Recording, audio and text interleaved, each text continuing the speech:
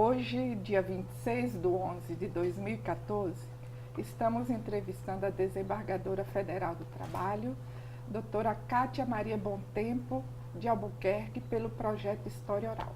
Bom dia, doutora Kátia. Bom dia, querida. Doutora Kátia, em que data e local a senhora nasceu? Nasci no dia 27 de dezembro de 1959, na cidade de Curitiba, no estado do Paraná. Qual a origem da sua família? Seus pais são oriundos de qual estado? A minha família inteira praticamente é mineira. Eu sou a que nasci fora. Os meus pais são a família da minha mãe é oriunda de Tiros, Minas Gerais. A família do meu pai é de Arcos, Minas Gerais. E por contingências da vida, pararam no Paraná. Meu pai começou a fazer faculdade de Direito lá e era jornalista. E eu nasci lá e meu pai costumava dizer, como diz até hoje, que gato que nasce no forno não é biscoito, é gato. Só que eu contesto ele que eu finquei raiz aqui no estado de Goiás e meu coração é goiano. Que memória a senhora traz da sua infância e adolescência? As melhores possíveis.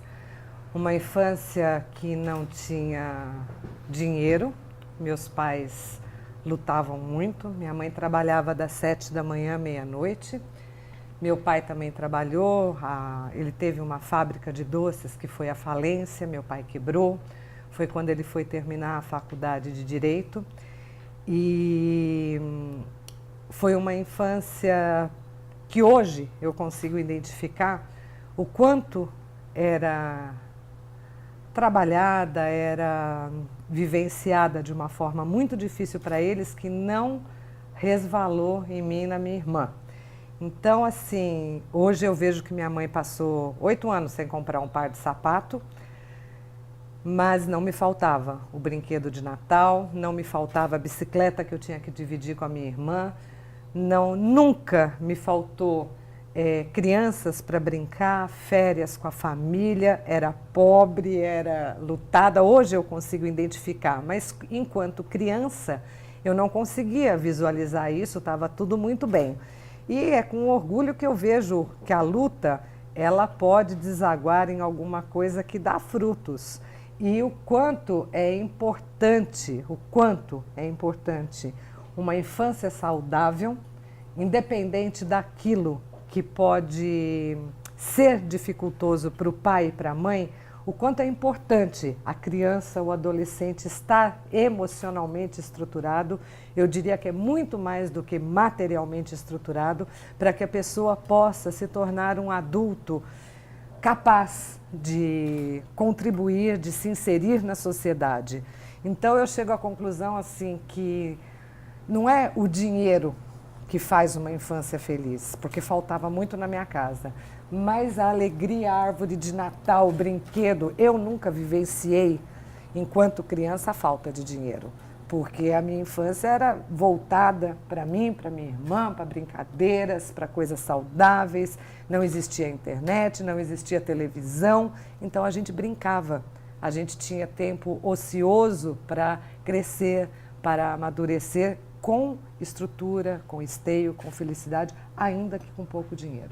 Então, as minhas memórias são as melhores. Eu poderia contar 300 histórias aqui, mas são só de felicidade. A senhora exerceu algum tipo de trabalho durante a sua infância e adolescência?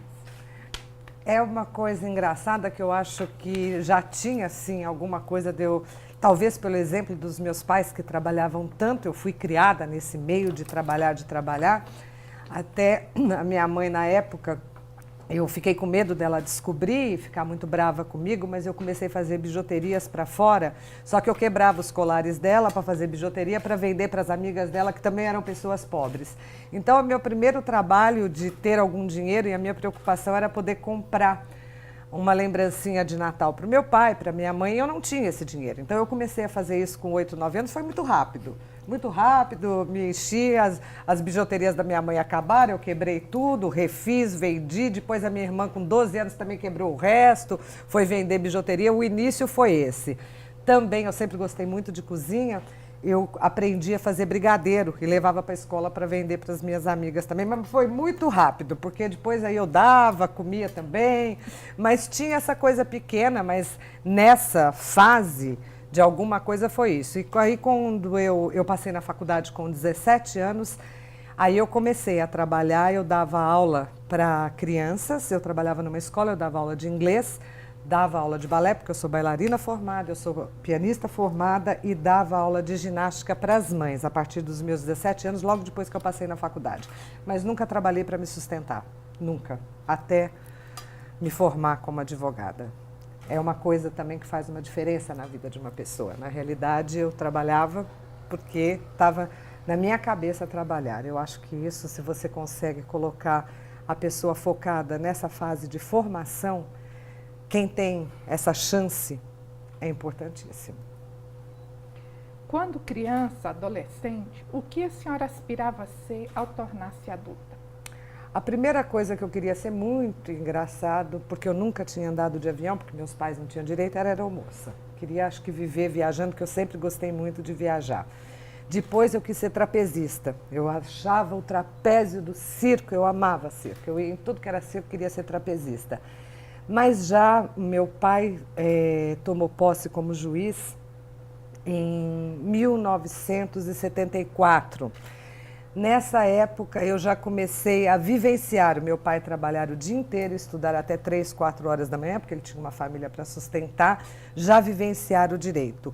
Quando eu saí da faculdade, a minha mãe entrou para fazer faculdade de Direito, então foi uma coisa que foi construindo na minha vida. Então foi de aeromoça para trapezista e eu queria fazer Direito já para ser magistrada. Foi o único concurso que eu fiz na minha vida, foi meu único foco. Conte-nos como foi sua trajetória estudantil. Eu estudei numa escola pequenininha, ainda em Poços de Caldas, que nós moramos em Poços de Caldas, que seria o maternal hoje, a idade de 4, 5 anos. Eu fui para a escola porque minha mãe tinha que trabalhar, foi a época dura da nossa vida. E depois, quando nós mudamos para São Paulo, capital, eu fui para uma escola pequenininha e eu fui estudar na Jesus Maria José, que era uma escola de freiras, onde eu fiz o meu primário, era uma escola particular.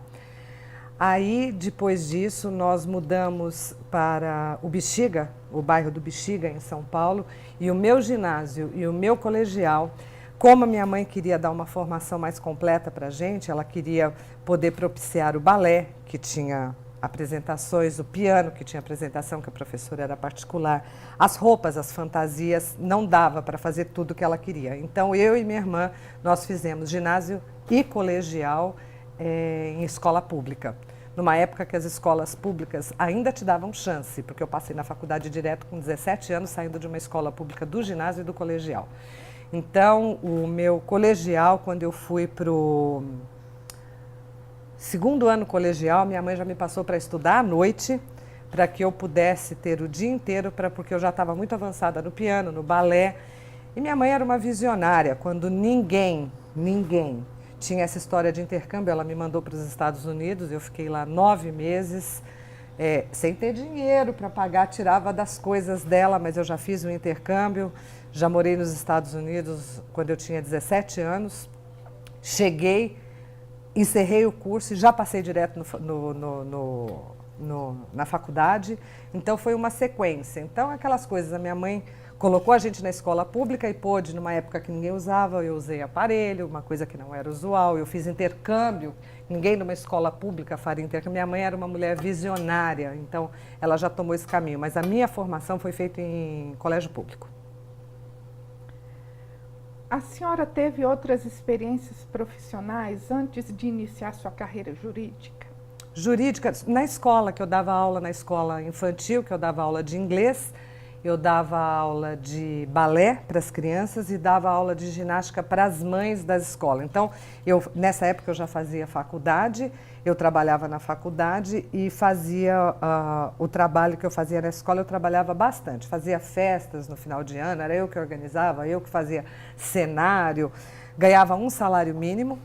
Desse um salário mínimo escondido da minha mãe tinha uma irmã que tinha, até hoje, que tinha dificuldades financeiras, 50% do meu salário eu mandava para ela, sempre mandei.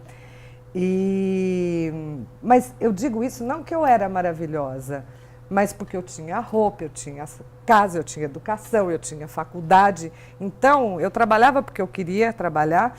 Procurei meu pai nessa época, que já era juiz, pedindo a ele que me arrumasse um estágio com algum advogado ou mesmo no tribunal, alguma coisa. E meu pai sempre foi, eu tenho a maior admiração, o norte da minha vida é meu pai e minha mãe. Ele falou, nunca, jamais eu vou pedir para um advogado dar um estágio para você. Os seus caminhos têm que ser conquistados por você. Então você vai estudar, nunca fiz um exame da minha vida, não existia essa palavra na minha casa. Se você quiser dar aula de piano, de balé, o que você quiser, se você quiser um estágio, você vai atrás de um escritório, você vai conseguir. Então, assim, eu não tive muita moleza na minha vida, não. E também não tinha o direito de reclamar, não. Porque meu pai e minha mãe falavam que carro pesado é que canta, então eu era obrigada a passar em tudo. Meu pai falava, você tem a vida para estudar. Então, são fases da vida. Você vai ter a sua vida para trabalhar. Então, você tem que se dedicar 100% ao que você está fazendo agora. Para o dia que você for uma profissional, dedicar 100%, seja naquilo que você escolher, a dedicação integral também. Então, eu sempre foi dessa forma que eu fiz. Então, o seu interesse pelo direito veio através do seu pai? Veio, com certeza.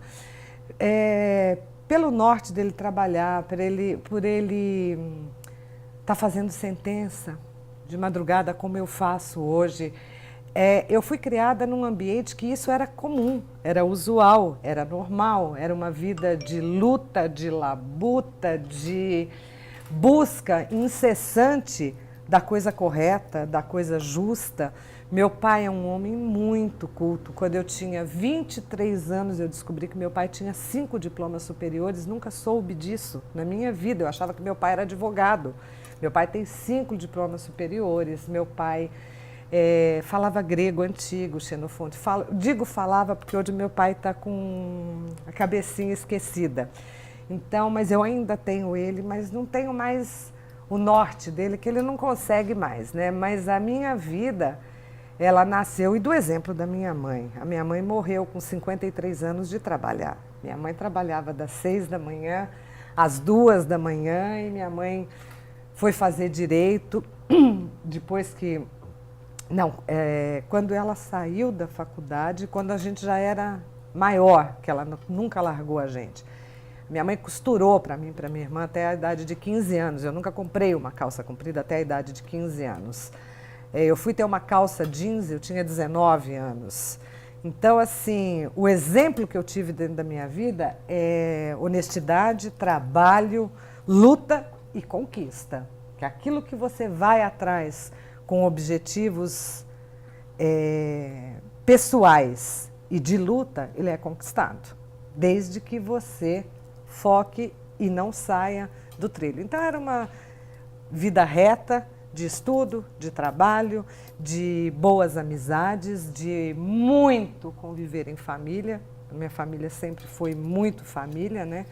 Então, assim, me considero uma pessoa abençoada e certamente o meu envolvimento com o lado do direito teve a ver com a formação do meu pai ter passado na magistratura, mas foi uma coisa engraçada, porque quando eu me formei, eu fui advogar, eu advoguei 6 anos, eu não queria fazer a magistratura pelo excesso de trabalho que eu vi o meu pai tendo, né? Mas nunca quis fazer outra coisa, nunca fiz um exame para nada, eu fiz concurso para juiz, não queria justiça comum, não queria justiça federal, para mim servia a justiça do trabalho, era só isso para mim. O presidente Getúlio Vargas referiu-se à CLT como sendo a carta de emancipação econômica do trabalhador brasileiro. Como a senhora se posiciona diante de tal afirmativa? Eu acredito que a conquista dos trabalhadores que teve início, digamos assim, final, porque ali não, a CLT não é o início, é o fim de uma conquista que teve, que deu início a tudo, né?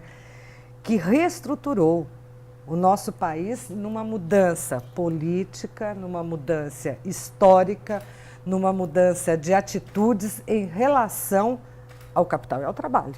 Então, eu acredito que o que foi feito ali foi o início de uma construção de muito trabalho, de muita coisa que eu nem lembro de todos os atos da história, mas de saber que foi o marco inicial para que pudesse nascer. Tanto é que a Justiça do Trabalho, nessa época, ainda estava tateando, ela estava iniciando. E ela se fortaleceu graças à CLT, graças a Getúlio Vargas. Uma sequência. Hoje, mais de 70 anos após a consolidação das leis trabalhistas no Brasil, um grande número de trabalhadores brasileiros ainda não possui seus direitos garantidos. Como a senhora avalia essa realidade diante da afirmativa do presidente Vargas? Olha, como eu disse anteriormente, são 70 anos. 70 anos são 3, 4, 5 gerações. Eu acho que os direitos são conquistados dia a dia. Hoje eu vejo a CLT como uma colcha de retalhos. Hoje já foram alçados inúmeros direitos a nível constitucional. Vejo hoje diminuir a informalidade no trabalho. Se você comparar o que nós temos 70 anos, empregados que não tinham direito à anotação de carteira, férias, 13º, salário, as garantias mínimas. Então, o que eu acredito hoje é que a sociedade ela está muito mais ciosa dos seus direitos. Ainda tem um vasto caminho pela frente, vasto, enorme, porque o nosso país é um continente. Então, falar hoje que uma pessoa trabalha sem uma carteira assinada é muito diferente de você colocar isso de 70 anos atrás. Então, o que eu vejo são conquistas. Hoje nós já estamos preocupados com outras coisas, trabalho infantil, exploração infantil, o trabalho das domésticas, que não tinha nada. Então, cada vez que eu vejo, nós vamos caminhando um passo, outro. Preocupação hoje com a segurança do trabalhador, isso não existia há 70 anos atrás. Então, o que eu vejo é um progresso e grande. Só que agora nós estamos no mundo da informática, nós estamos no mundo de todo mundo saber tudo, no mundo das empresas com uma carga tributária muito grande também. A Justiça do Trabalho tem que equilibrar capital e trabalho. Está complicado. Mas eu sou verde e amarelo. Eu acho que a gente tem que caminhar para frente, ver as coisas positivas, manter as coisas positivas, ter a frieza de alterar o que pode ser melhorado e, guardadas as proporções de erros e acertos, somos seres humanos errantes, estamos procurando melhorar. Nós temos que, primeiro, eu tenho fé no povo brasileiro acima de qualquer coisa. E a fé nasce da primeira coisa, do trabalhador e daquele que lhe dá trabalho.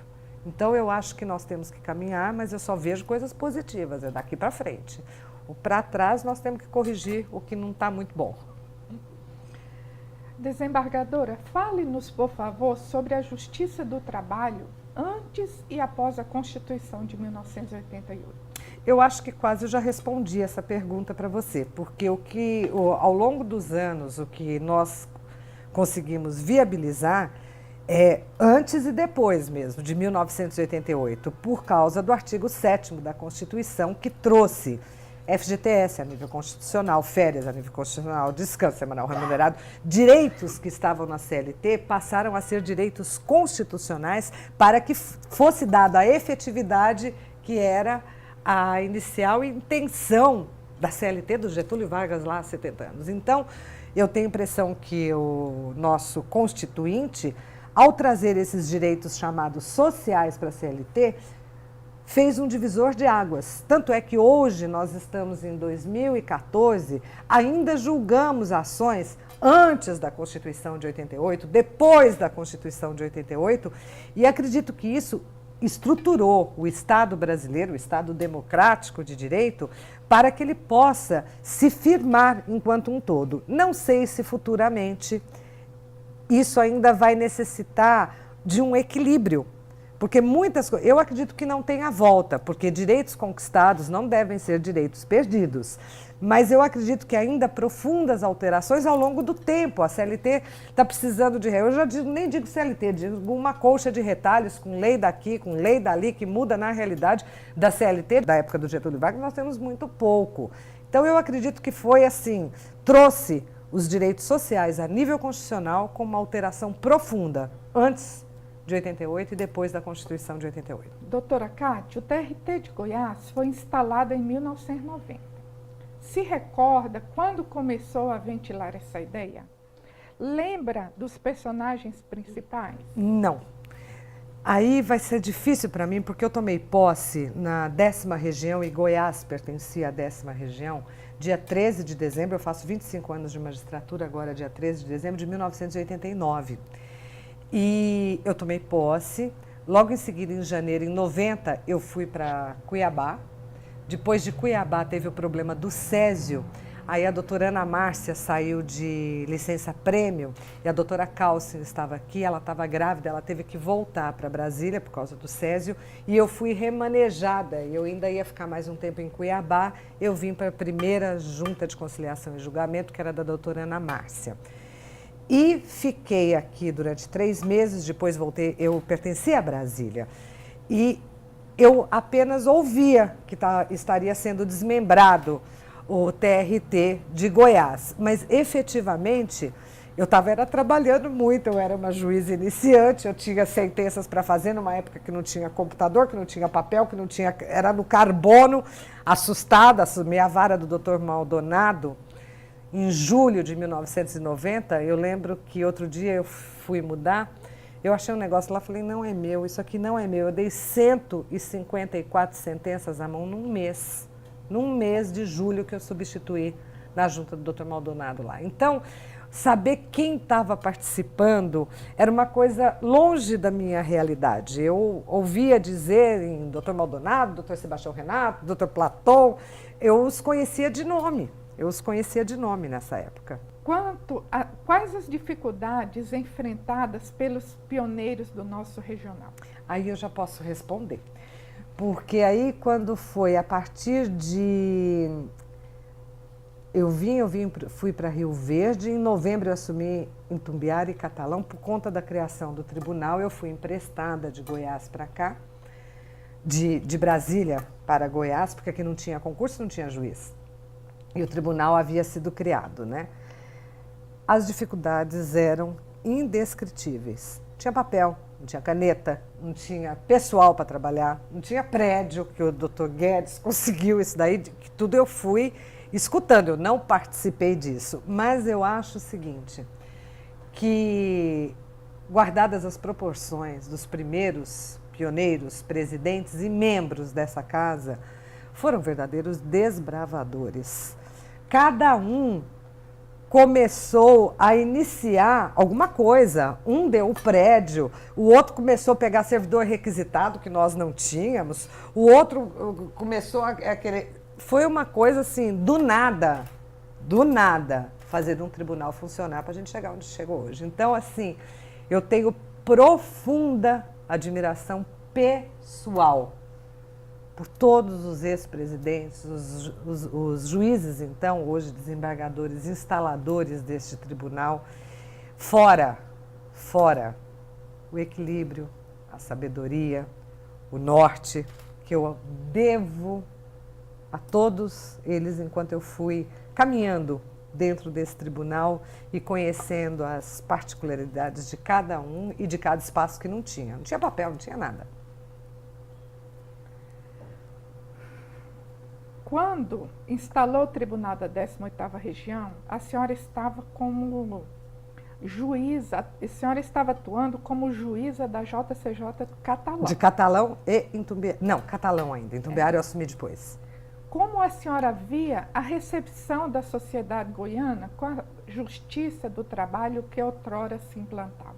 Com absoluta expectativa, com absoluta vontade de perceber que Goiás estava mudando. E uma das mudanças que o Estado teve foi o Tribunal da 18ª Região. A importância da justiça social no Estado, ela é gritante.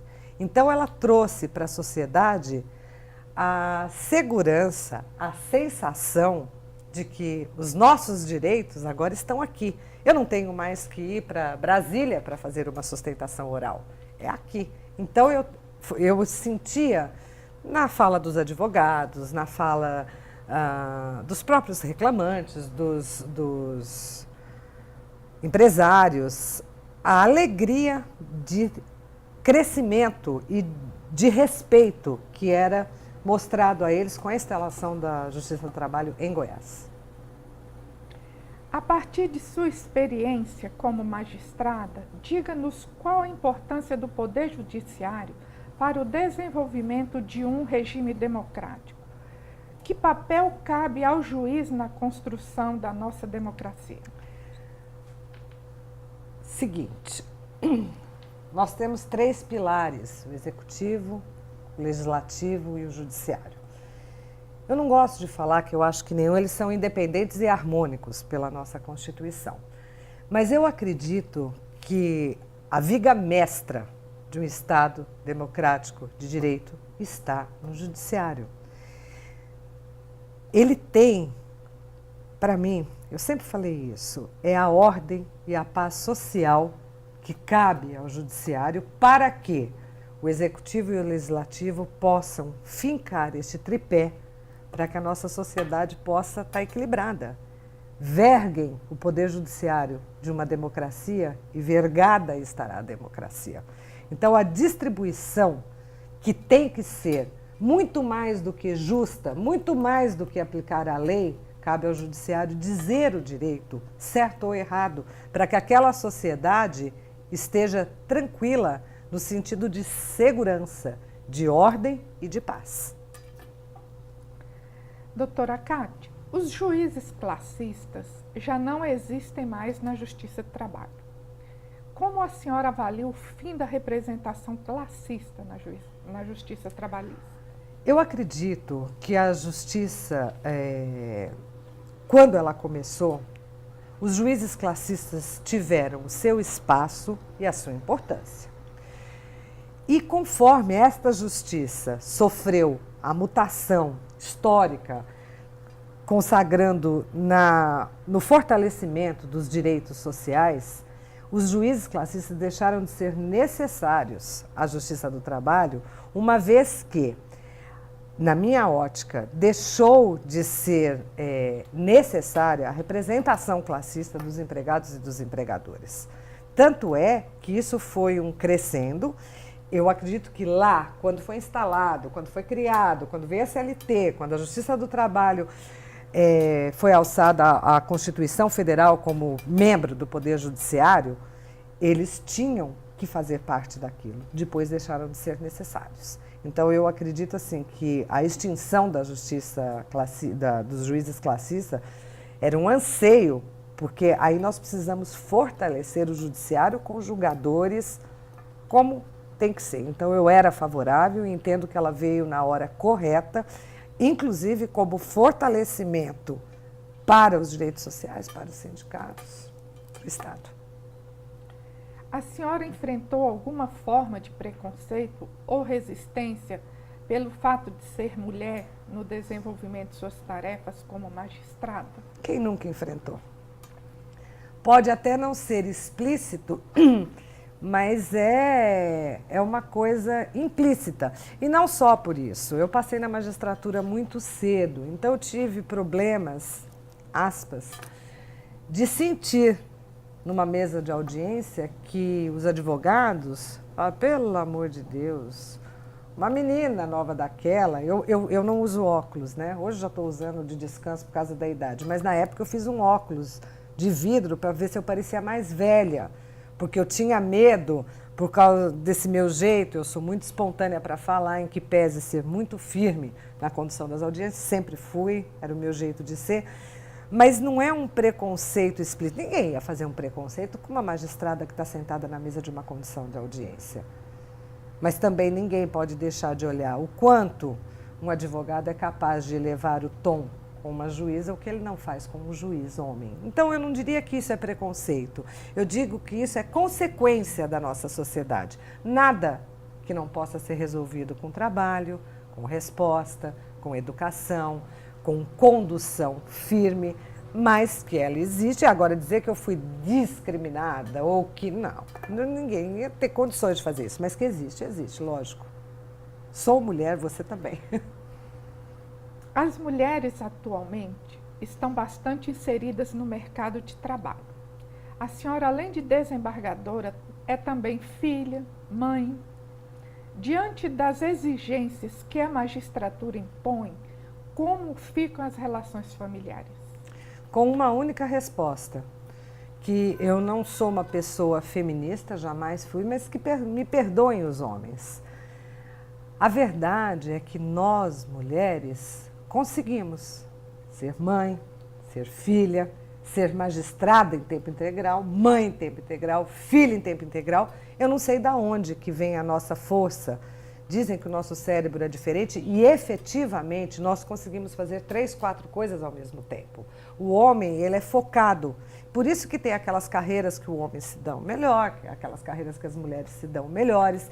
Mas eu costumo dizer que a gente fala que nós temos o 6º sentido, eu vou muito além, eu acho que nós temos o 7º. Por quê? Uma vez eu li uma frase tão interessante que se a gente pegasse a história mundial e colocasse nas grandes guerras os generais mulheres, a história do mundo teria sido diferente. Porque não brinquem, porque ela é firme, ela sabe atacar, ela sabe fazer, mas ela tem o grau da sensibilidade que é mais aflorada nela do que no homem. Por isso que hoje as mulheres, onde elas chegam, elas conseguem ficar, fazer, acontecer. Outras coisas mais objetivas, mais diretas, os homens resolvem melhor. Mas a mulher, ela consegue ser magistrada, ela consegue ser mãe, consegue fazer supermercado às 11 da noite, levar a menina às 3 da madrugada e está aqui às 7 da manhã fazendo sentença. Eu costumo dizer para os meus colegas desembargadores, falo isso publicamente, que eu falo, vocês são apenas desembargadores. Vocês têm uma mulher em casa, acaba o açúcar na sua casa. Puxa vida, a Kátia não vê que não tem açúcar em casa? Ninguém vai falar para um juiz ou para um desembargador homem que está sem açúcar, a mulher dele que não viu. Então, eu falo para ele, vocês são apenas desembargadores e trabalham para morrer como eu. Só que a mulher, ela dá muito mais conta, mas muito. A gente leva menino na escola, traz, vê prova, chora, passa junto, vê cachorro, vai para pet shop e faz processo e olha e dá conta. Então, eu acho assim que nós temos o 6º e o 7º sentido, que é o que torna possível exercer todas as funções. Desembargadora, faça um paralelo entre as diferenças e semelhanças entre o TRT de hoje e o da década de 1990. Quando iniciou sua carreira nesta corte, o que mudou e o que permaneceu? Eu acho que é gritante eu falar do que foi o TRT de 1990 e o que nós temos o TRT hoje. Partimos de um TRT, como eu disse, com os nossos desbravadores, que não tínhamos nada, não tínhamos pessoal, não tinha concurso, não tinha juiz, eu fiquei emprestada, eu, desembargador Gentil, o doutor Orlando, que já faleceu, nosso colega, e o doutor Alexandre, que depois desistiu e ficou na 10ª região. Daquela época, quando nós chegamos aqui, é difícil explicar para os magistrados e servidores de hoje o que nós trabalhávamos, porque nós trabalhávamos sem condições de papel, de maquinário, de pessoal. E como a Justiça do Trabalho chegou em Goiás, foi uma avalanche. Tivemos a extinção da Cachego, tivemos a extinção do BEG. Foram coisas sazonais que a gente se perdia nem tanto em ver o que estava acontecendo, mas em ver tudo aquilo que nós tínhamos que trabalhar. Nós tínhamos que produzir, não tinha juiz para me substituir. Eu fui tirar férias pela primeira vez, acho que depois de 3 anos, não por nada, mas porque não tinha juiz de substituição. E aí o que acontecia? Acontecia que tinham esses desbravadores aqui, que conseguiram ir construindo ao tribunal, construir o nosso tribunal. Quando eu assumi a presidência do tribunal em 2003, praticamente com inexperiente, porque eu tinha vindo para o tribunal como juíza togada, hoje desembargadora, no dia 13 de maio de 2002. Em janeiro de 2003, eu assumi a presidência do tribunal. O que eu descobri que era a grandiosidade deste tribunal? E, a meu ver, é o que fez o nosso tribunal de ser um tribunal sumidinho lá do interior do Brasil para ser um tribunal paradigma, modelar, tribunal de referência.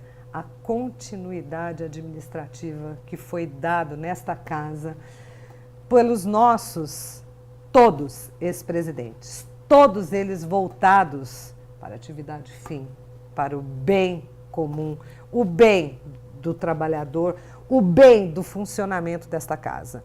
Então eu vejo que o caminho perseguido pelo nosso tribunal, focado nas administrações, somado ao trabalho dioturno dos nossos magistrados, que trabalharam para morrer todos, e ao nosso corpo de trabalho, que são os nossos servidores. Os servidores daqui são todos voltados para a 18ª, são todos capitaneados. Então eu acho que essa soma transformou a 18ª região no tribunal de referência que nós somos hoje. Em 1999, Antônio Carlos Magalhães, na época presidente do Senado, articulou o fim da justiça trabalhista.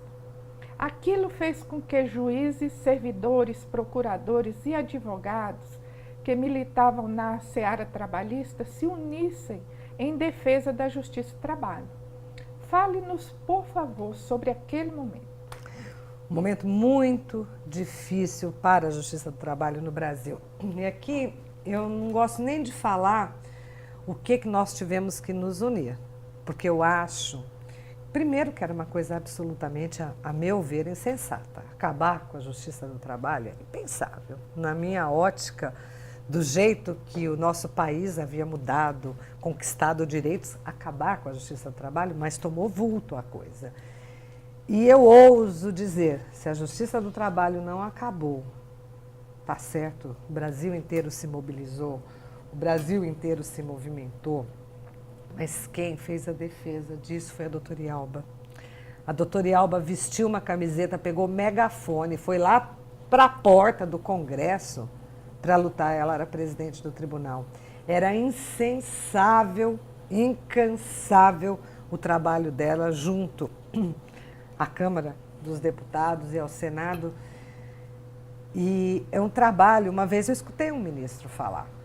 O ministro falou para mim que outra coisa que eu não vou falar também, que duas coisas a Justiça do Trabalho devia à desembargadora Yalba. Uma delas era a sua não extinção. Ela brigou, ela foi guerreira. Então, dessa época que mais me marcou, além da nossa vitória, engraçado que eu achava que tinha que lutar, mas eu não tinha medo, eu não acreditava que o país fosse tomar esse norte. Então eu me preocupei, assim, eu achava assim, não, isso não vai acontecer, mas o que me marcou foi o trabalho da doutora Yalba, uma guerreira, a quem, assim, sempre que eu puder, eu rendo homenagens e saudades. A senhora foi nomeada juíza togada do tribunal em 2002. Fale sobre isso.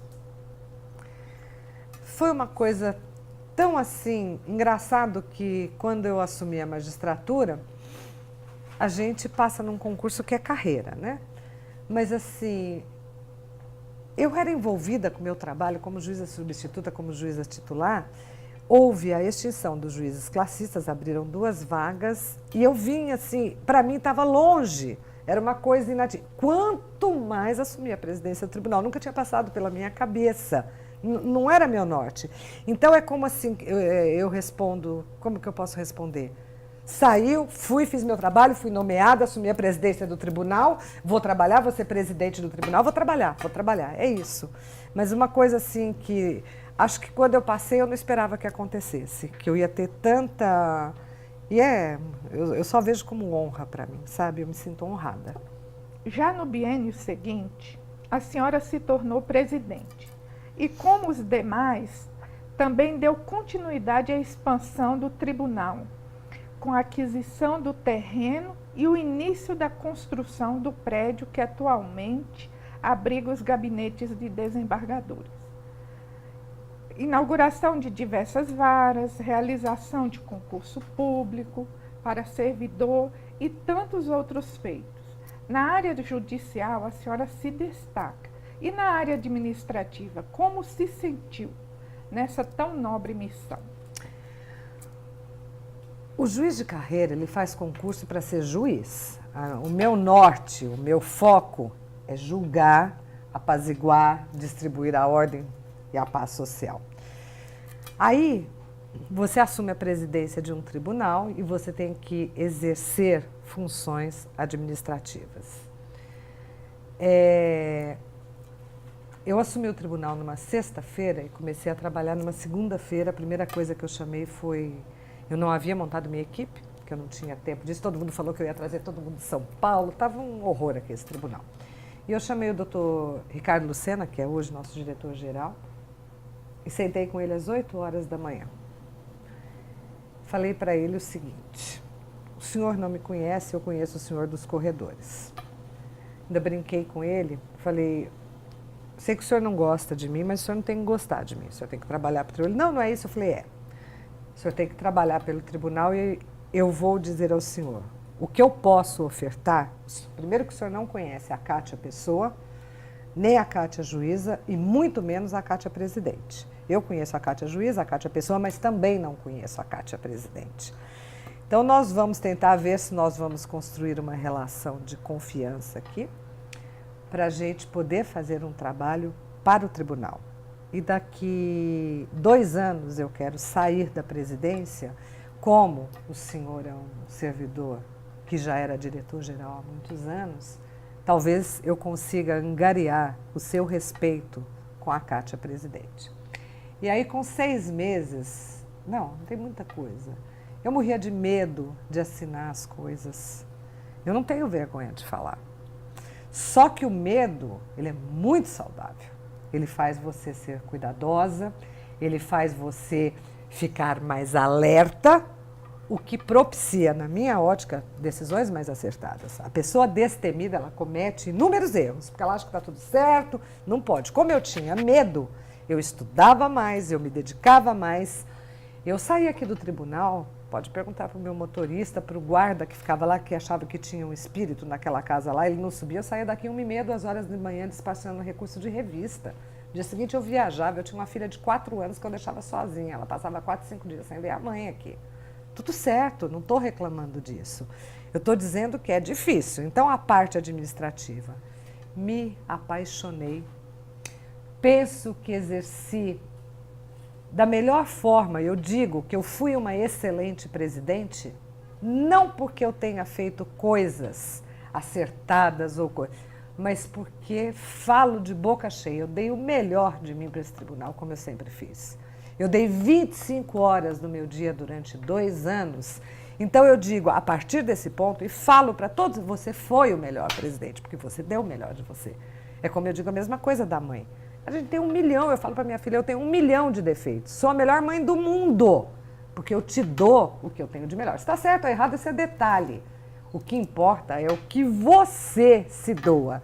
Quando você respeita as pessoas, quando você tem respeito pela instituição. E eu tive a sorte de construir uma equipe de trabalho. Quanto prazer eu tive em aprender com eles. Devo cada minuto do meu trabalho à minha equipe de trabalho que capitaneou o tribunal junto comigo. Eu não vou nominar porque são muitas pessoas. É do meu diretor-geral, a Isaura, que servia café para mim. É muito... Só funciona desse jeito. Só tem solução se você tem uma equipe, trabalha e está comprometido. Então, como compromisso, eu tinha excelentes exemplos. Eu tinha exemplos pesadíssimos. Então, eu tinha que dar a mesma sequência, dar a mesma continuidade e amei me dedicar. Mas eu brincava com o Ricardo, aí ele falando para mim, quando tinha 6 meses, ele falou, doutora Kátia, não vou esperar 2 anos, não. Como é importante trabalhar com a senhora, como a senhora me surpreendeu. Eu falei, bastou para mim, para escutar isso, e como a gente fica naquele trabalho, na sequência, e falava no final, que se tivesse mais 6 meses eu não daria conta. O legislador é sábio. Porque eu achava 2 anos muito pouco, eu achava que tinha que ser 3 para você pegar um orçamento, gerir e deixar o orçamento para o outro. Não, o legislador é sábio. São 2 anos, porque é o que você tem de energia, penso eu, do jeito que eu vivia. Não dá você ficar 25 horas, 12 meses, 24 meses, mas fico e ficaria e amei, só tenho coisas boas para dizer.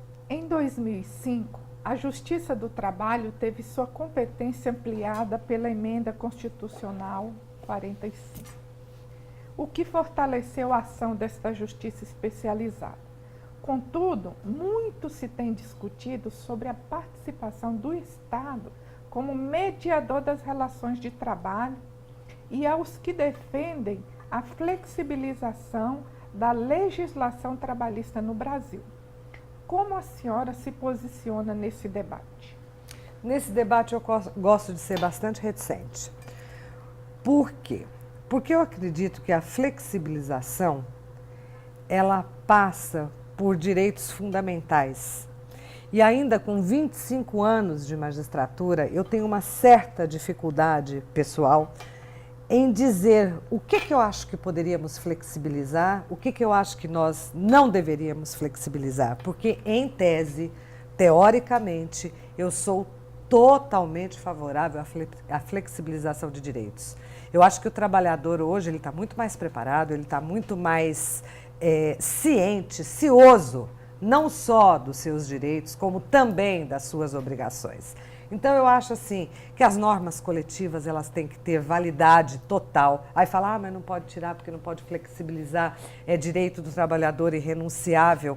Eu parto do princípio das normas coletivas, eu acho que tem que ser dado, mas essa flexibilização tem hora que atrapalha até o meu julgar. Mas eu entendo também que faz parte dessa mudança de amadurecimento. A gente não amadurece do dia para a noite.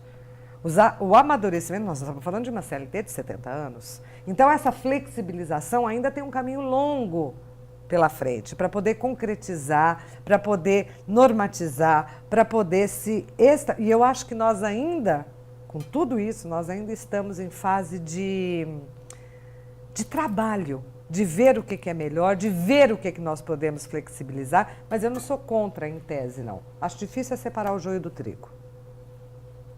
Considerando o panorama do século XXI, quais são os principais desafios que se apresentam à Justiça do Trabalho hoje?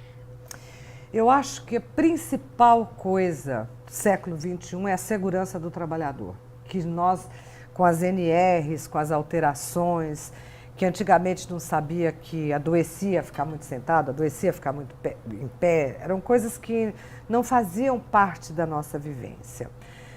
Com a mudança, me assusta a rapidez da mudança tecnológica, mas efetivamente com relação assim, ao direito do trabalho, à justiça do trabalho, eu diria que é busca incansável do trabalho infantil. A criança tem direito e necessita ter uma infância feliz, saudável, para que ela possa ser um adulto inserido como um ser de bem na sociedade. Eu acho que isso começa lá atrás. Então, o trabalho infantil, o trabalho seguro, a exploração do trabalho pelo trabalho, que seria o trabalho escravo também, que eu acho que isso hoje nós já assim, avançamos muito. Mas na minha visão para o século XXI e no final, mas isso a gente busca desde lá de Getúlio Vargas, o equilíbrio entre capital e trabalho, que ainda vai ser muito duro no século XXI. Cada vez mais, cada vez mais. Desembargadora, como a senhora avalia a relação da sociedade goiana com a Justiça do Trabalho hoje? E como a senhora enxerga o futuro da Justiça do Trabalho em Goiás? O nosso estado era tido como um estado invisível, né? Que as pessoas acreditavam que tinha cavalo na rua, era isso que se achava. Quando eu falava que era Goiás, que eu ia para São Paulo, o povo não acreditava que nós tínhamos isso. Hoje eu olho para Goiânia, eu vejo o que cresceu em termos de postos de trabalho, de pessoas envolvidas na cadeia laboral, com empresários novos, trabalhadores novos, os frigoríficos, as usinas alcooleiras, as farmacêuticas, o quanto nós crescemos. Então, eu acho o seguinte, que o fato do nosso tribunal hoje ser um tribunal paradigma, exemplar, que serve de referências para outros tribunais, eu não gosto quando a gente fala assim que a gente é um tribunal de porte médio. Não, proporcionalmente nós recebemos mais processos, os desembargadores, do que de São Paulo, parece que é o terceiro lugar nosso no país. Então, assim, ele está classificado hoje como um tribunal médio por conta de volume processual. Mas eu acho que o que nós temos a fazer é muito mais e muito mais amplo do que a colocação, o lugar que a gente está. Não gosto de estatística. Então, eu acredito que a Justiça do Trabalho do futuro é a segurança de que ela é muito respeitada aqui no Estado, pela nossa celeridade, pela nossa eficiência na prestação jurisdicional e um cartão de visitas de como a sociedade, quer o empresário, quer o trabalhador, é tratado dentro dos corredores do nosso tribunal. Então, a nossa Justiça do Trabalho aqui, ela é modelar. Agora, nós não podemos deixar a peteca cair. O que nós temos que fazer é melhorar, é aprimorar, e é o que nós fazemos todos os dias, o que os presidentes buscam todos os dias aqui. Então, eu não consigo ver retrocesso, a não ser respeito pelo que nós conquistamos ao longo desses anos todos, o respeito e a certeza de que nós vamos fazer sempre, que nós vamos fazer mais. É a Justiça do Trabalho trabalhando por você, sempre, na minha ótica é isso. Em 2012, entrou em vigor no TRT de Goiás o PJE, visando a continuidade da modernização tecnológica do judiciário, redução de custos e a celeridade dos processos. Ferramenta que tem causado muita polêmica. Como magistrada que vivencia o PJE no seu dia a dia, o que tem a falar sobre essa ferramenta? Sinceramente, eu não tenho medo nem de falar, nem de responder, mas é a pergunta que eu gostaria que você não tivesse feito para mim. Vejo o PJE como uma ferramenta nova que eles quiseram dar como uma coisa, eu não consigo achar outro nome, para os tribunais. O que ocorre que o tribunal da 18ª Região estava muito além de onde iniciou o PJE. Então eu vejo assim, nós éramos uma Ferrari e nos impuseram um Fusquinha quebrado. Foi contra a celeridade do nosso tribunal, as inconsistências do sistema doem na minha alma, processos que desaparecem, processos que não têm ordem para leitura, eu acho que interferiu, me perdoem, no julgamento do magistrado, que são tantas coisas e que, na realidade, assina-se coisas de um modo muito mais temerário. Eu não estou dizendo que não tinha que evoluir. A minha impressão é a seguinte, acredito que o PJE vai ser ótimo. Ele não é hoje para a 18ª Região e piorou muito os nossos prazos, nossos juízes estão todos adoecendo, na turma não funciona, se funciona um dia não funciona outro, eu não consigo hoje. Sei que o PJE vai chegar a ser uma Ferrari, mas na minha humilde visão, deveria ter sido pegar um tribunal de piloto, desenvolver a ferramenta lá, que qualquer ferramenta, ela demora 4, 5 anos para ela achar o seu ponto de equilíbrio, o break-even point, que não foi dada essa oportunidade. Da forma que foi feito, de fazer, hoje nós estamos convivendo com 2 sistemas e eles estão conflitando. As estatísticas não conseguem fazer leitura, os servidores não sabem se trabalha no SAP, não sabem se trabalha no PJE, é só conflito. Eu não consigo visualizar uma coisa boa da forma que ela foi implantada. Se eles tivessem desenvolvido o PJE, ficado lá, trabalhar no PJE 4, 5 anos, aí desaguar para todos os tribunais, quando a ferramenta... Hoje o que nós vemos não liga para o plano gestor, é inconsistência do sistema, nós estamos resolvendo. Eu estou escutando isso há 4 anos. Então, assim, eu não consigo visualizar que tenha sido bom no momento, mas a 18ª Região, com tudo isso, a gente trabalha, eu trabalho do PJE, eu vou, eu faço, eu aconteço, eu viro nos 30, eu só não sei se da forma que foi saudável. Eu tenho certeza que vai virar uma Ferrari, mas eu ainda não consigo ver como uma coisa boa. Doutora Cátia, o estado de Goiás, até há pouco tempo, era considerado um dos estados mais atrasados da União. No entanto, o TRT de Goiás, um dos mais jovens do Brasil, é considerado um dos melhores do país, servindo até de modelo para outros regionais. Esperava que se chegasse a tal ponto? Eu acho que quando a gente está trabalhando, a gente não espera ser o melhor, mas eu acho que é isso. Foi a capacidade da continuidade administrativa das administrações, o investimento que nós demos aos nossos magistrados e aos nossos servidores, capacitando eles para o trabalho. E chegar nesse patamar tem uma complexidade e uma cobrança muito grande. Daí você não pode sair. Esse é o complicador. Chegar lá, eu acho que a gente, é aquilo que eu falei lá no comecinho para você, que a gente marca um objetivo, a gente trabalha para aquilo. Então, eu acho que tem que ser merecido e dividido com todo mundo que vive e que trabalha aqui, com todo mundo, magistrados e servidores. Agora, o negócio é manter ali.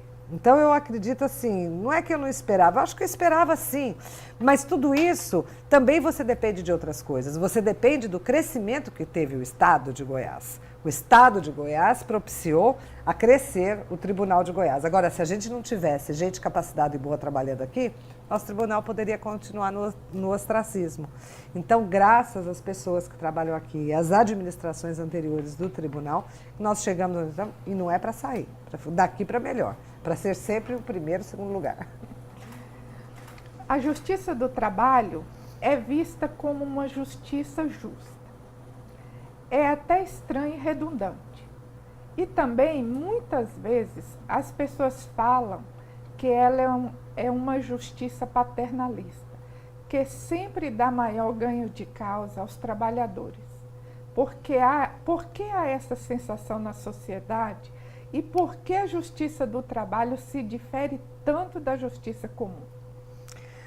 Olha, na minha ótica é o seguinte, que as pessoas não conseguem separar que a justiça do trabalho não é paternalista. O direito do trabalho é protecionista, a justiça não. Então, a lei protege, o processo não protege. Agora, por que existe essa sensação de falar que o empregado sempre ganha? Porque as pessoas também não têm conhecimento que um processo na justiça do trabalho difere da justiça comum, que às vezes um processo na justiça comum, uma briga por um aluguel. Aquele processo é sobre a briga do aluguel. E aqui na justiça do trabalho tem muitos pedidos. Férias é um, 13º é outro, fundo de garantia é outro, rescisão indireta, equiparação salarial, desvio funcional, pagamento por fora, os processos. Aí o que acontece? O empregador vem, faz sua prova, o empregado vem, faz sua prova, o juiz vai julgar o processo. Muitas vezes o empregado perdeu 10, ele ganhou 1. O resultado estatístico é procedente em parte. Às vezes ele ganhou um item fora de 20, de 30. Então, não é que o empregador sempre tem ganho de causa. Não vejo a justiça do trabalho como paternalista. Aí nós vamos fechar tudo que nós estamos conversando. Eu vejo um direito protecionista que passa pela flexibilização, que passa pelos empresários, empregadores que têm que fazer, que cumprir. Acredito que os empresários, às vezes até não tenham muito sucesso na justiça do trabalho, porque eles procuram um advogado quando o leite entornou. Os empresários que passam de um microempresário, ele tem que ter uma advocacia preventiva. Não, o contador me falou, perde o processo. Contador não é advogado. O advogado tem que falar, olha, a lei é esta, porque se o empresário estiver dentro dos ditames da lei, ele não perde o processo dele aqui. Então, não é a justiça que é paternalista, é o direito que é protecionista. O processo jamais. Quais são os desafios que o nosso tribunal ainda tem para cumprir? Quais os obstáculos que essa corte ainda tem pela frente? Hoje nós estamos com quase todos os nossos prédios, são prédios próprios. Os nossos servidores hoje eles têm treinamento, os nossos juízes estão com muito treinamento também, através da escola judicial que cresceu demais.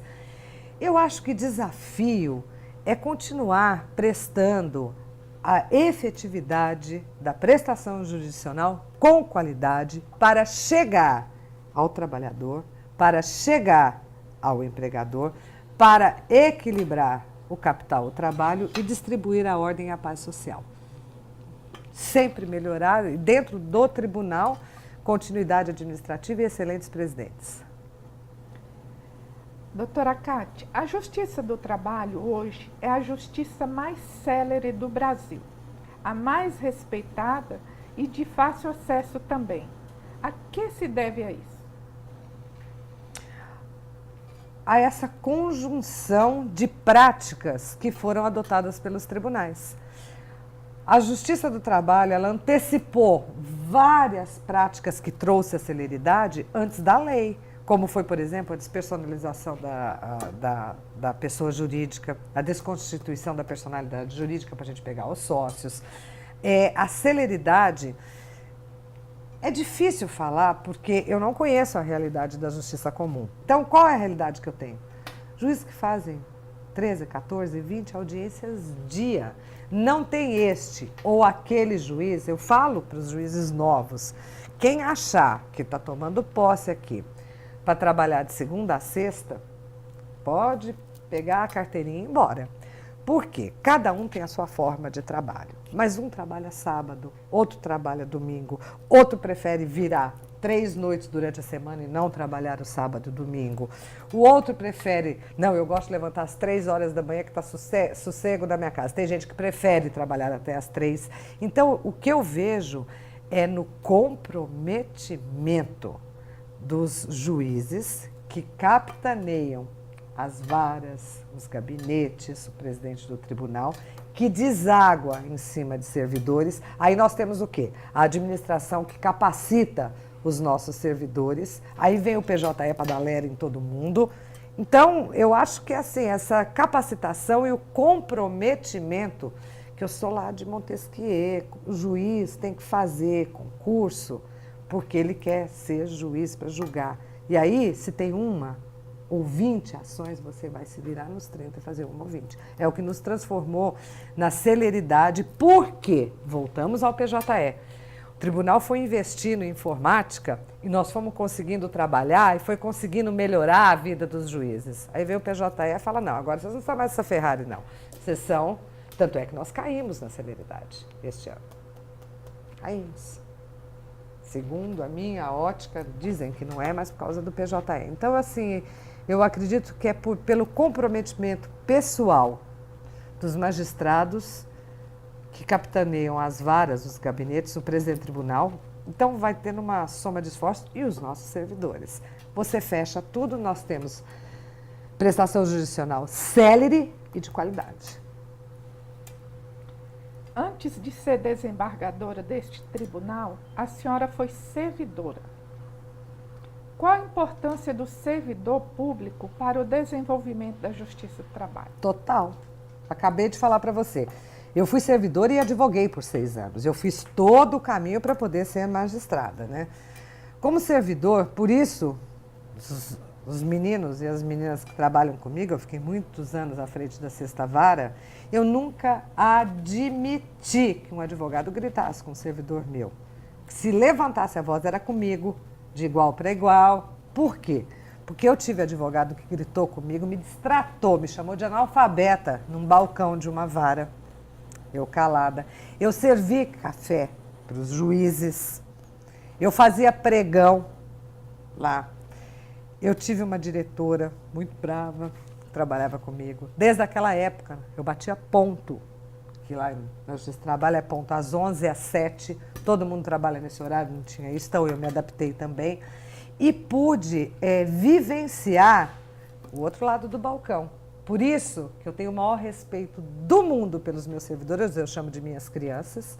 Não admito, eu falava lá, se algum advogado levantar a voz para vocês, um minutinho que eu vou no banheiro, chama a doutora Cátia, porque vai gritar, é comigo. O servidor pode estar errado.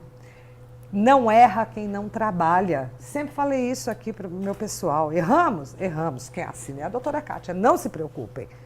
Errar é humano, a gente não pode insistir no erro. Erramos, vamos ver onde que a gente pode melhorar. Agora, dependo a minha vida, a minha celeridade, o meu trabalho dos meus servidores. Então, a importância do servidor para mim, onde eu vejo o respeito que eu tenho pelos servidores, é total. Tanto é que eu falei para você que eu não teria feito uma administração do tribunal sem meus servidores, como eu não faria o meu trabalho aqui sem meus servidores, que eu tenho a Raquel, que trabalha comigo, é a minha assessora, tem 23 anos que ela trabalha comigo.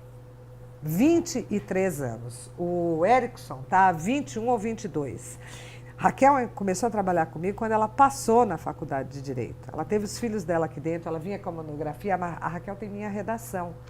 Ela tem é uma pessoa assim, o que seria da minha vida sem ela, sem o Erickson, sem a Vanessa, sem o Maurício, não seria sem as meninas, sem os meninos que foram embora, que passaram no concurso. Minha vida, eu jamais ousaria falar que a celeridade é minha, que a prestação jurisdicional é minha. Não. Eu sou o norte. Está aqui, eu quero que faz assim, entendo que faz assim, brinco com eles, volto com o processo brincando, mas nunca tive servidor querendo sair do meu gabinete pelo carinho, respeito que eu tenho. E não pense, você, que eu não seja brava, que eu não cobre o serviço e que eu tenho, em 25 anos, tenha tido um problema por conta de servidor. Ao contrário, a hora que eles percebem a minha necessidade, que eu falo, hoje eu estou trabalhando, vai ser de 50 processos para minha casa, eles pegam junto comigo, eles garram junto comigo, mas também sei reconhecer quando tem um filho doente, não precisa ir no setor médico, pode faltar, não precisa falar comigo. Somos todos seres humanos, nós temos que ser uma equipe e dividir. Então, o meu respeito pelo servidor é integral, e sem vocês a gente não sobrevive. Doutora Kátia, a senhora já ocupou as funções de juíza substituta, juíza titular de vara, desembargadora e presidente deste tribunal. A partir dessas experiências, que palavras deixaria um magistrado que está iniciando sua carreira na área administrativa, na área trabalhista? A pessoa que faz um concurso, e é um concurso duro, para passar para juiz substituto do trabalho, a pessoa tem que ter em mente, na minha ótica, que isso daqui não é um trampolim de trabalho, é uma decisão de vida. Falo para eles que às vezes eu falo as coisas justamente por ter percorrido todo esse caminho, ter sido substituta, ter sido titular, ter sido desembargadora, presidente de comissão de concurso, ouvidora, mais um monte de coisa, vice-diretora da escola, estou assumindo a diretoria da escola, eu fiz tudo nesse tribunal.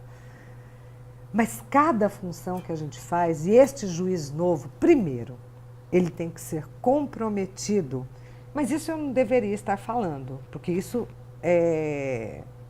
tem que ser presumido com a ética, com a dedicação integral.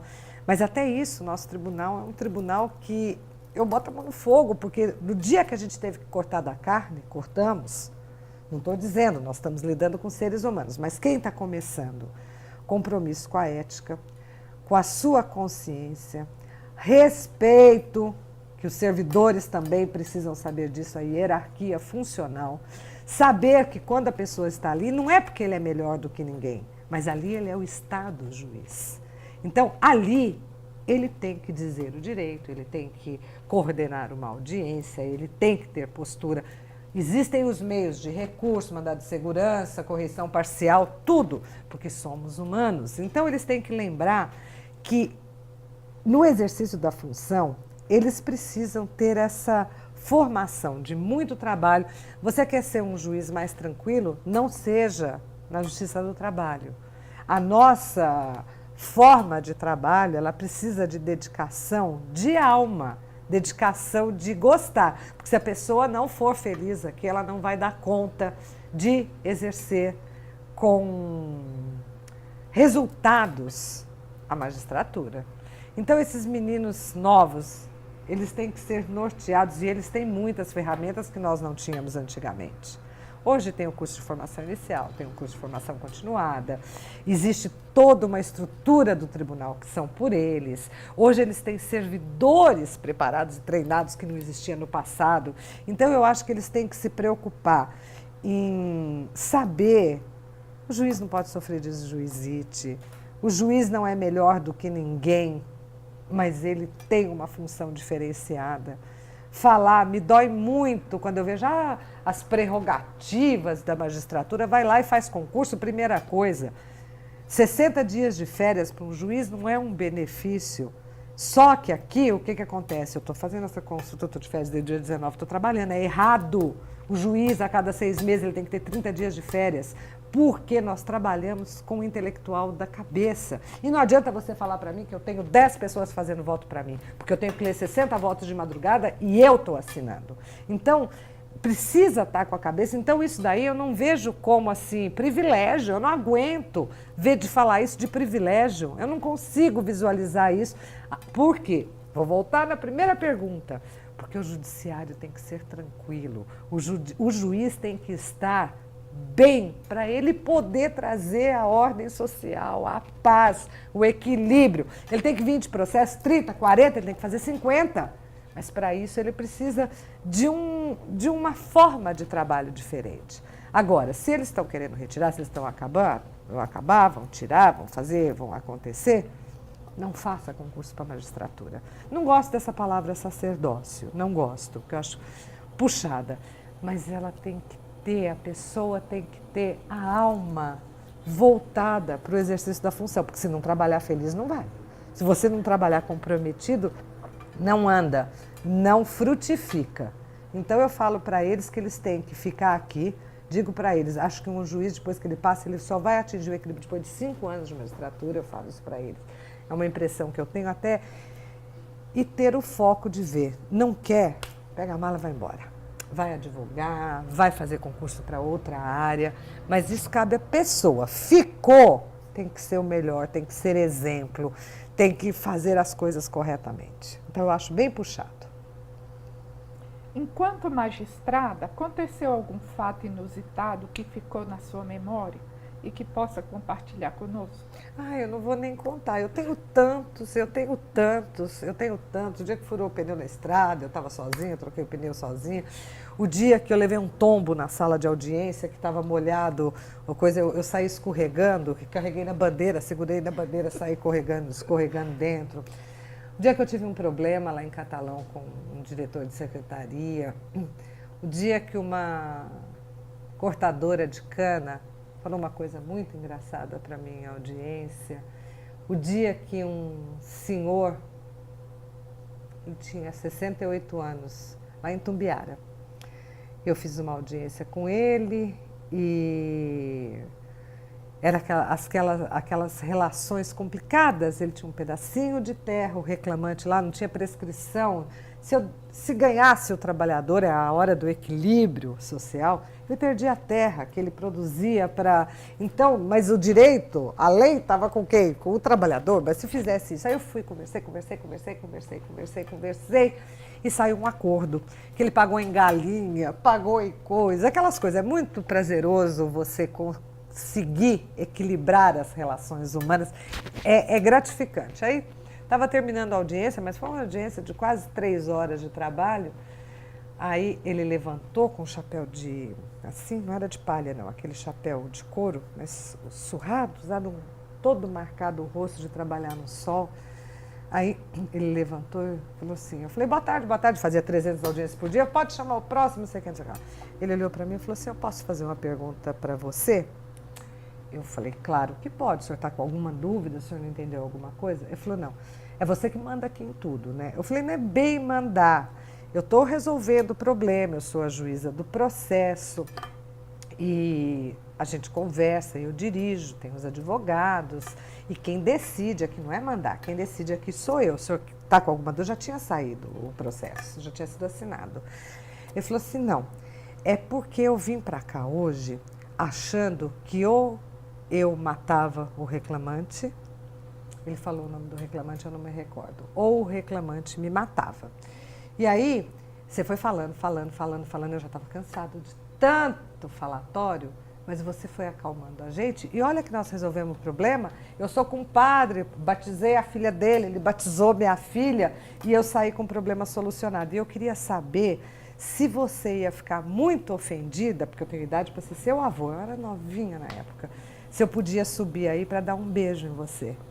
Eu falei, não, vou deixar, não, eu que vou descer e vou dar um beijo no senhor. Porque quem merece respeito aqui é o senhor que ofereceu o trabalho, a ele que trabalhou e que, graças a Deus, com dois grandes advogados, o senhor saiu daqui com... O senhor não vai matar ele, o senhor não vai morrer, quem vai beijar é o senhor. Mas esse homem me abraçava, esse homem me beijava porque eu desci. Então, assim, são momentos. Tive um reclamante que morreu nos meus braços aqui na Sexta Vara.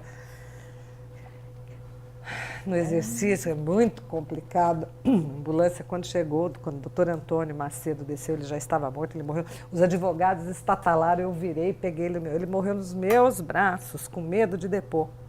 Ele conseguiu responder minha primeira pergunta. Então, são memórias, assim, eu posso te citar 300. Aí tem aquelas outras, você me perguntou enquanto magistrada, no exercício da função tem 1 milhão também, mas essas são minhas, essas a gente carrega para sempre.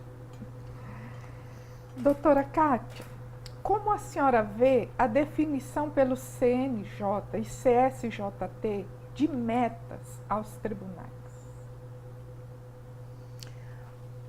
Dois lados. A criação de metas, quando gerenciadas de uma forma objetiva, elas são saudáveis, elas são salutares.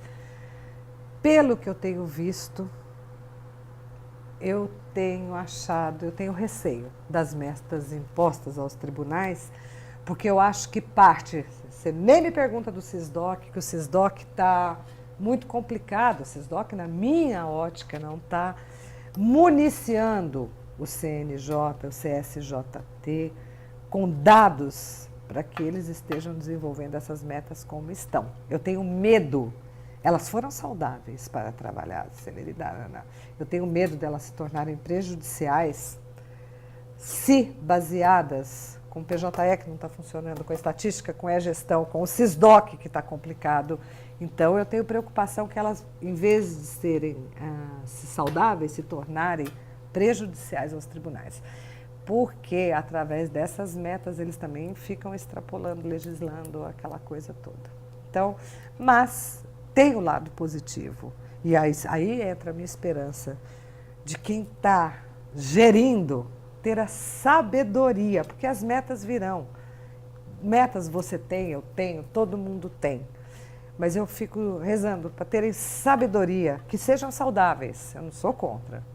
Sou contra quando elas possam vir para prejudicar. Doutora Kátia, a escritora de memórias Esmeralda Santiago diz em um de seus livros que um povo sem memória é um povo sem história. A administração do TRT-18 tem apoiado e muito as ações e projetos do nosso Centro de Memória. Qual sua visão a respeito do resgate da preservação da memória? A visão que eu tenho é o único jeito da gente construir uma sociedade melhor é através... A memória, ela traz a experiência. Ela registra o que foi bom para ser melhorado, ela mostra o que não foi saudável para ser modificado. E se a gente não mantiver com registros, com cuidado, com o trabalho que vocês estão fazendo de registrar a história do tribunal, a memória não vai servir de nada. Porque a memória, se não tiver história, a memória vai para o ralo, acabou. Daqui 30 anos eu morri, daqui 30 anos os presidentes que passaram aqui, ninguém vai saber que nós não tínhamos papel, que nós não tínhamos isso, que cada um deu de si o que era melhor. Se não houver o registro histórico para preservar a nossa memória, é uma das melhores ferramentas que nós podemos ter para que o TRT da 18ª região lá no futuro seja sempre brilhante, desde que respeitada a nossa história e a nossa memória. Desembargadora, a senhora atualmente é vice-diretora da Escola Judicial do TRT da 18ª região e já foi nomeada diretora para o próximo biênio. Qual a importância da formação inicial e continuada para os magistrados e servidores? Eu acho que tem uma importância fundamental para poder auxiliar a formação inicial essas pessoas que estão chegando aqui para poderem, da melhor forma possível, eu não sei qual seria a melhor técnica, mas dentro do que a gente tenta, da melhor forma possível, para ele se inserir no exercício da função da magistratura. A formação continuada, de fundamental importância para a oxigenação, para o nosso trabalho, para a sedimentação, para o crescimento, sempre. Os magistrados têm que estar em constante preparo, estudo para as causas diferentes que se apresentam no dia a dia. E eu tenho a impressão, a escola cresceu demais. Eu tive o prazer de participar, que o doutor Dalazen levou todos os diretores da escola, agora em outubro, nós passamos uma semana em Barcelona, dentro da escola judicial deles, com uma proposta totalmente diferente da formação inicial com a formação continuada, mas de ver o quanto, através da formação dos magistrados, nós podemos atingir o nosso objetivo de uma sociedade mais justa, um juiz preparado, um juiz equilibrado, um juiz que está sendo cuidado na sua parte pessoal para que ele possa exercer a magistratura. Então eu vejo assim com fundamental importância tanto a formação inicial quanto a formação continuada para os magistrados. O objetivo desse projeto é produzir entrevistas que servirão como fonte de pesquisa sobre a justiça do trabalho em Goiás, reunindo-as em um vídeo documentário e também na confecção de um livro. Que mensagem a senhora gostaria de deixar registrada para aqueles que futuramente terão acesso a esse depoimento? Que o mais importante para que a gente exerça qualquer função ligada à magistratura dentro do nosso tribunal, a coerência da nossa pessoa aliada à coerência das nossas decisões. Adstrito à nossa consciência, a nossa busca incessante pelo que a gente acredita ser o melhor. Importantíssimo, importantíssimo trabalhar com alegria emocional. Doutora Kátia, que pergunta não foi feita à senhora nessa entrevista que a senhora gostaria que eu a fizesse? Se eu sou feliz. A senhora sou é feliz? Muito, muito. Com tudo que eu trabalho, com tudo que eu tirei de convívio com a minha filha, com tudo que eu brigo nesse pleno desse tribunal, com tudo que eu faço processo, que eu faço audiência, que eu faço sessão, eu trabalho, eu sou feliz aqui. Eu sou muito feliz, tenho muita honra de pertencer a esta casa de justiça que eu chamo de arejada, de iluminada, de abençoada por Deus, de Deus estar sempre nos meus passos, nas minhas palavras e do jeito que eu consigo trabalhar, com felicidade. Quem é Kátia Maria de Albuquerque, na opinião de Kátia Maria de Albuquerque? Uma pessoa simples, uma pessoa envolvida com o que ama integralmente. Com a minha filha, com a minha família, com o meu trabalho, com os meus amigos que são tão importantes, com os meus servidores. Kátia Maria é uma pessoa de simplicidade. Sou simples. Doutora Kátia, o que é a vida? A vida, todo dia, ela é uma dádiva. Primeira coisa que eu faço de manhã cedo, quando eu acordo, todos os dias, é verdadeiramente acreditar que aquele dia é um presente que eu estou recebendo de Deus, que Ele me deu a vida, que este dia Ele vai passar com tudo aquilo que eu tenho que fazer naquele dia, seja como for, os problemas, as alegrias, e a certeza Aí já vem para a sabedoria, que esse dia nunca mais vai voltar. Então esse dia é muito importante. Então viver é que nem um filme que vai passando. Todos nós temos alegrias, nós temos tristezas, nós temos conquistas, nós temos perdas emocionais. E aí eu escutei uma frase outro dia, que eu nunca mais vou esquecer, é de uma psiquiatra, eu não sei se ela é sueca ou se ela é suíça, não gravei o nome, mas ela falou que a vida ela é feita de problemas, e é. Aí, cada um de nós tem uma opção na vida. Ou você transforma estes problemas em ação, que é o que eu procuro fazer ao longo da vida. Os problemas dependem de como você enfrenta, porque ele vai estar ali, não adianta você querer. Então, é de como você enfrenta. Ou você pega o problema e transforma ele em depressão. Porque você sentar e lamuriar de tudo que está errado é muito fácil. Você entrar trabalhando é muito feliz. Eu tive várias vezes, não foi uma, nem duas, nem três, nem quatro, dos problemas que eu tinha à frente da administração. Se você quiser perguntar para o meu motorista da época, que era o Moisés, ele pegava o carro, a uma quadra daqui, eu falava para ele, para o carro. Eu chorava dos problemas que eu tinha aqui. Chorava, aí ele baixava, falava, baixa o negócio aí. Aí eu tirava coisa, passava o lápis, passava o batom, falava, me dá 2 minutos, respirava, rezava a Deus, falava, não tem problema que a gente não pode fazer quando a gente está feliz. Subia as escadarias daquela casa da presidência e chegava, bom dia, crianças, cheguei, vamos. Então isso sempre me deu estrutura para achar que a vida é maravilhosa, com qualquer problema que tenha. Eu já tive problemas profundos, o maior deles foi a perda da minha mãe. Se a gente sentar... Eu estava com depressão, chorando até hoje, não pode. Então, o que é a vida? Agradecer a Deus todos os dias que esse sol me acordou hoje, que a única certeza é que esse sol vai me acordar amanhã também. A Escola Judicial, em nome do Tribunal Regional do Trabalho, e agradece por essa entrevista assim, maravilhosa. Eu que agradeço, peço desculpas que você não me pegou num dia muito bom hoje. Hoje eu estou emocionada, hoje eu estou sofrida e estou feliz enfrentando a vida, está tudo bem. Mas eu que agradeço. Muito bem, foi uma entrevista riquíssima.